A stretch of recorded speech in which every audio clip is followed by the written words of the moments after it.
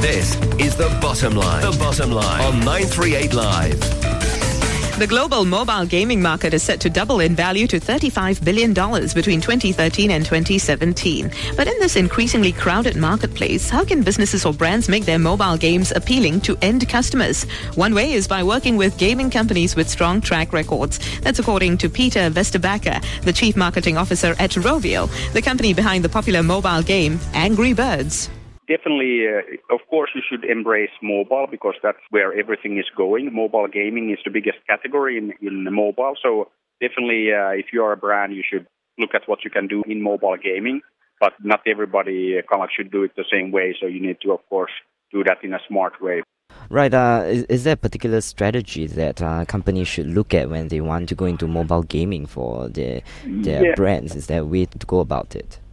Yeah, my recommendation would be to work with existing players in mobile, because I think that if you look at, like brands building their own games, it's not easy to build games and especially to build good, entertaining games.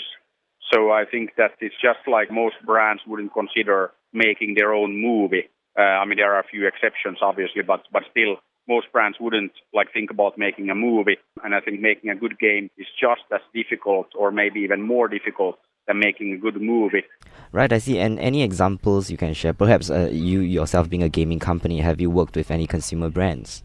We have worked with Coke, McDonald's, some of the biggest consumer brands on the planet, and always looking at how we can leverage the strengths of, in our case, the Angry Birds brand and the other brands. I think that consumers today are very picky, and there's an abundance of products and services out there, so you really need to offer them amazing experiences. You need to entertain them.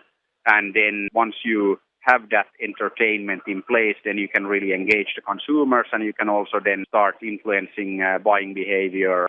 I understand you guys do a lot more physical products or merchandising now. Is this the trend forward for a lot of gaming companies, particularly those who were successful on the mobile platform?